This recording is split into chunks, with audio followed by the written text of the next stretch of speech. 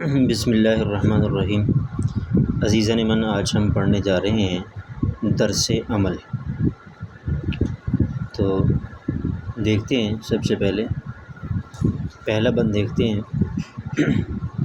اٹھو قدم سے قدم ملاتے چلے چلو، سب مل کے ایک راہ بناتے چلے چلو، منزل کی دھن میں جھومتے گاتے چلے چلو، ہر مرحلے کو سہل بناتے چلے چلو۔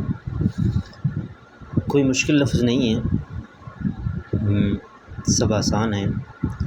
تو تشریح کرتے ہیں کہ شاعر کہتا ہے کہ قدم سے قدم ملا کر چلتے رہو، اور جب سب مل کر ایک راستے پر چلو گے تو کامیابی تمہارا مقدر بن جائے گی۔ شاعر اس میں اتحاد، اتفاق، یگانگت، محبت اور بھائی چارے کا درس دیتے ہوئے کہتے ہیں کہ باہمی اتحاد و اتفاق ہی وہ واحد چیز ہے جو کامیابی کی طرف لے کر جاتی ہے۔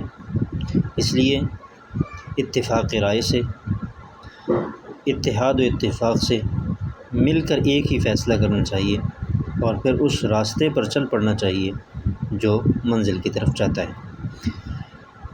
دوسرے شعر میں شاعر کہتے ہیں، منزل کی دھن میں جھومتے گاتے چلے چلو، ہر مرحلے کو سہل بناتے چلے چلو۔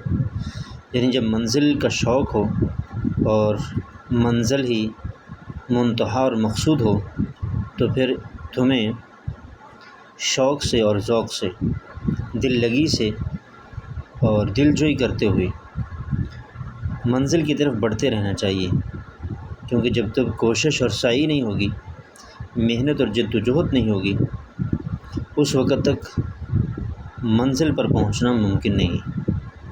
اور منزل مقصود کو مد نظر رکھتے ہوئے اس کے تقاضوں کے مطابق اس منزل کے راستے میں آنے والے جتنے بھی مرحلے ہیں، ہر ایک کو آسان بناتے رہنا چاہیے، کہ جب ہم ان مراحل کو آسانی سے پار کر جائیں گے تو یقیناً کامیابی ہمارا مقدر بن جائے گی۔ تو شاعر اس بند کے اندر عمل کی طرف توجہ دلاتے ہوئے کہتا ہے کہ عمل سے زندگی بنتی ہے، جنت بھی جہنم بھی، یہ خاکی اپنی فطرت میں، نوری ہے نہ ناری۔ تو یہ ڈاکٹر علامہ اقبال کے شعر کا مفہوم کہہ لیجیے، یہ شعر کہہ لیجیے کہ عمل ہی وہ چیز ہے جو انسان کو کامیابی سے ہمکنار کرتی ہے۔ محض خیالات، تصورات اور تقریروں اور تحریروں سے کچھ بھی ہونے والا نہیں ہے۔